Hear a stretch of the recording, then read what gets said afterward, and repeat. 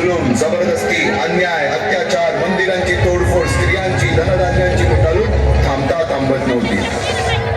जेव्हा आपल्याच घरात गोठ्यातली गाय आणि घरातील माय असुरक्षित होते, तेव्हा घरातलाच अंधकार मनात घर करून बसतो. अशा वेळी साधू, संत, लहान थोर, लेकी, बाळी अवघा महाराष्ट्र देवाला गाराणं घालतो. अरे जेजुरीच्या खंडोबा, पंढरपूरच्या खंडोबा, तुळजापूरच्या भवानी आई, दार उघड, दार उघड आई, दार उघड.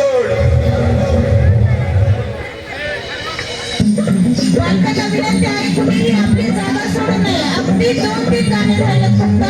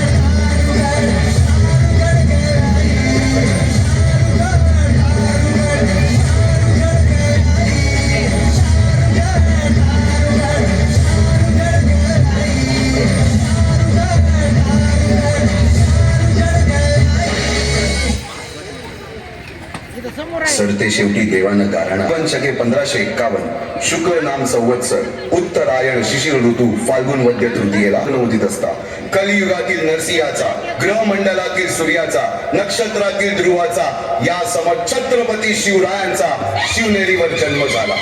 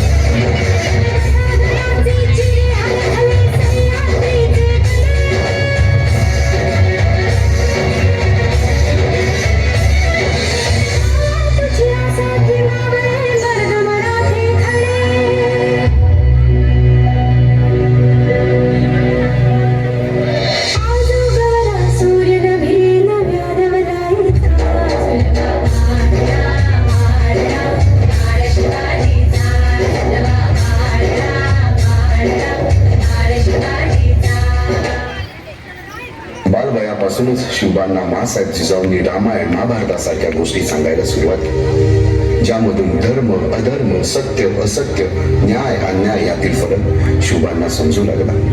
तसेच शस्त्रास्त्र व शास्त्र या शिक्षणासाठी शहाजी राजांनी अनेक कर्तबगार माणसे नेमली, जसे की दादोजी कोंडदेव, बाळकृष्ण पंत, रघुनाथ पंत, शामराज पंत अशा अनेक कर्तबगार माणसांच्या नेतृत्वाखाली महाराज बालवयापासूनच घडू लागले.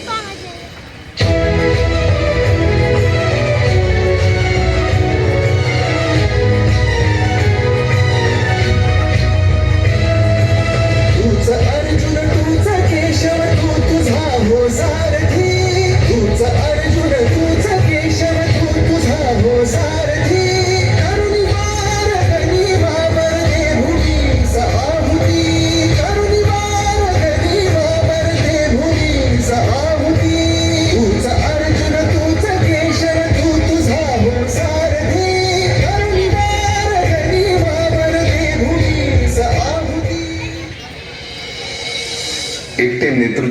साम्राज्य उभे करू शकत नाही. त्यासाठी तशी कर्तबगार माणसे, निष्ठावान मावळे घडवावे लागतात. शिवरायांनी असे सवंगडी त्या वयापासूनच पारखायला सुरुवात केली. तानाजी मालुसरे, सूर्याजी मालुसरे, यसाजी कंक, सूर्याजी काकडे, बाजी जेले आणि अशा अनेक सवंगड्यासमोर शिवबांनी शपथ घेतली स्वराज्याची, शपथ घेतली स्वराज्याच्या बांधणीची.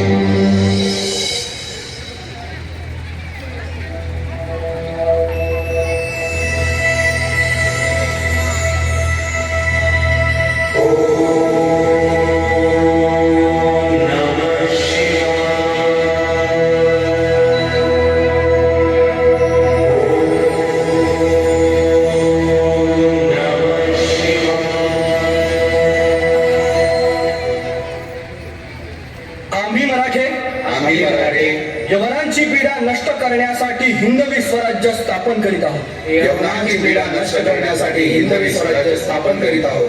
राष्ट्रभावनेने संघटन करून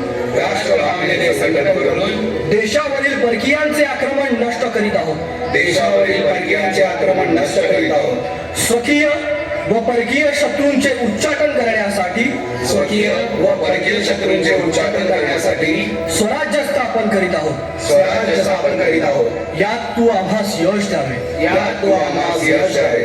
हे राज्य व्हावे, हे राज्य व्हावे, ही तर श्रींची इच्छा. ही तर श्रींची इच्छा. रायरेश्वरासमोर शपथ घेतली आणि स्वराज्याची गोडदोड सुरू झाली. तोरणा किल्ला घेऊन स्वराज्याचे तोरण बांधले. पुढे मुरुंब देवाचा डोंगर, कुवारी गड, सुभान मंगल, कोंढाणा, शिरवळचा किल्ला, पुरंदर आणि 12 मावळ स्वतंत्र झाला. पुढे राजांनी पराक्रमाने जावळी देखील घेतली. परंतु त्यानंतर स्वराज्यावर ओढवले भले मोठे संकट. ते संकट म्हणजे अफजल खान.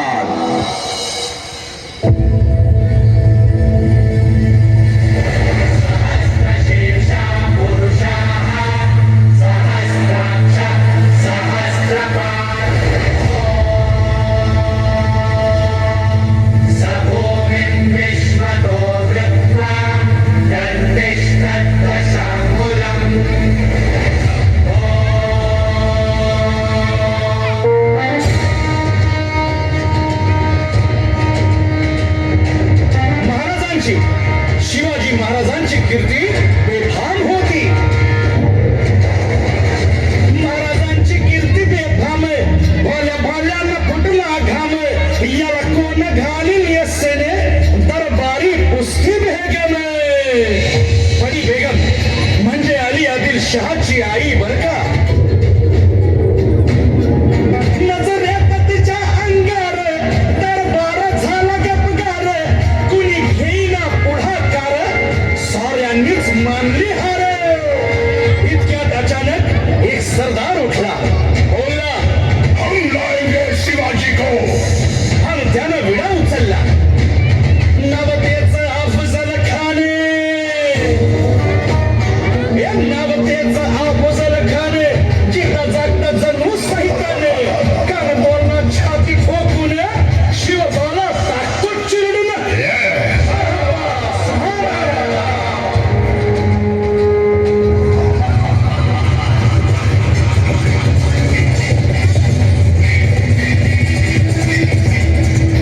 आता शिवबाचं काही खरं नाही. इकडं निजाम, तिकडं मोगल, पलीकडं इंग्रज. जो तो हेच बोलू लागला. महाराज, आपला जीव मोलाचा आहे. खानाचं सैन्य अफाट आहे. त्याच्यासमोर आपला टिकाव लागणं अवघड आहे. काही दिवसांसाठी आपण कुठेतरी अज्ञातस्थळी निघून जा. काय म्हणाल रायबा? मासाहेब, आम्हाला आमच्या जीवाची पर्वा नाही. राजांचा जीव वाचणं गरजेचं आहे. रायबा, शिवबा केवळ आमचा पुत्र नाही, तर अवघ्या मराठी जनांचा स्वाभिमान आहे.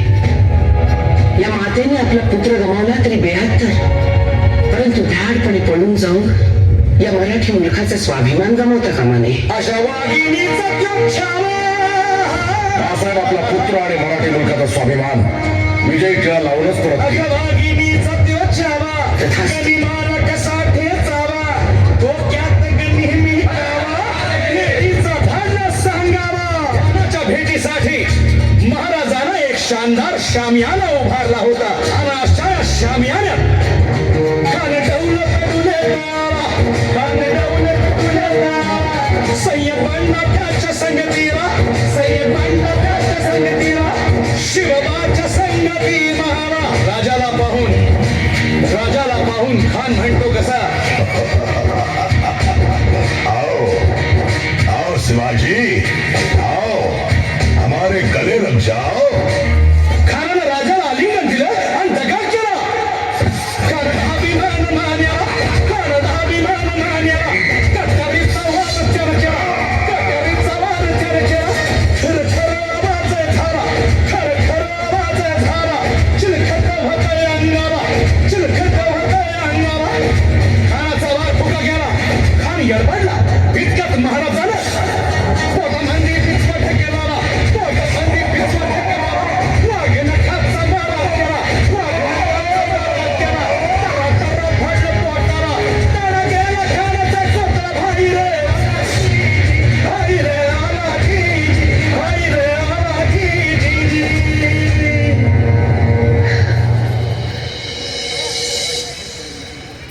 अफजल खानाच्या वधानंतर महाराजांनी स्वराज्यवाढीची मोहीमच हाती घेतली. पाहता पाहता पन्हाळ्यापर्यंतचा प्रदेश जिंकून घेतला. कोकणही ताब्यात घेतले. सर्वत्र फक्त विजयच विजय दिसू लागला. हिंदवी स्वराज्य वाढू लागले. अशा या वाढत्या हिंदवी स्वराज्यावरती संकटे येतच होती. पुढे स्वराज्यावर संकट आले ते म्हणजे सिद्धी जोहरचे. सिद्धीने सुमारे 4 महिन्यापेक्षा जास्त पन्हाळ्याला वेढा घातला. या वेड्यातून महाराजांचा शिवाकाशी प्रति शिवराय बनून सिद्धीच्या शामियानात जातात. काय म्हणावे त्या धैर्याला. पावनखिंडीत 3000 गनिमांची अवघ्या 300 मावळ्यांना घेऊन घोडखिंड अडून धरली आणि बाजी प्रभूंनी राजांना पुढे जाण्यास सांगितले. काय म्हणावे त्या शौर्याला. राजे लाख मिले तरी चालतील परंतु लाखांचा पोशिंदा हा जगलाच पाहिजे. जा राजे जा, फक्त एक करा. विशालगडावर पोहोचल्यावर तोफेचे 5 बार द्या. तोपर्यंत हा बाजी या खिंडीतच गनिम रोखून ठेवतो. पुरंदराच्या तळावेळी मुरारबाजींना माझ्या सैन्यात आलमगिरी बादशाहकडून मनसब देतो असे आमिष दाखवणाऱ्या त्या दिलेर खानासमोर मुरारबाजी स्वराज्याच्या पायी वाहिलेल्या निष्ठेला आठवून तांडव करतात. काय म्हणावे त्या स्वामी निष्ठेला. पुढे राजांना आग्र्याला जावे लागले. येथील औरंग्याच्या मगरमिठीतून निष्ठून आल्यावर तहात दिलेल्या किल्ल्यापैकी जेव्हा कोंडाणा घेण्याची वेळ आली तेव्हा स्वतःच्या मुलाचे लग्न बाजूला ठेवून सुभेदार तानाजी मालुसरे पुढे आले. काय म्हणावे त्या त्यागाला. ही मोहीम मॅच फत्ते करणार राजे. आधी मोहीम कोंढाण्याचं मग माझ्या रायबाचं. अशा या स्वराज्याच्या यज्ञकुंडात अनेक महावीरांनी शौर्याची, निष्ठेची, त्यागाची संविधा धारण करून आहुती घेतली.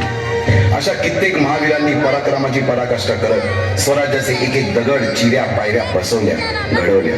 एक एक बुरुज बांधला गेला आणि आता वेळ आली त्या बांधलेल्या भक्कम गडावर विजयश्री धारण केलेला भगवा ध्वज चढवण्याची, म्हणजेच आपल्या महाराजांच्या, शिवरायांच्या राज्याभिषेकाची.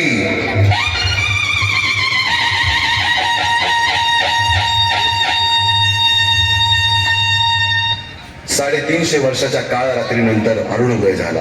भगवंतांनी दिलेला शब्द खरा झाला.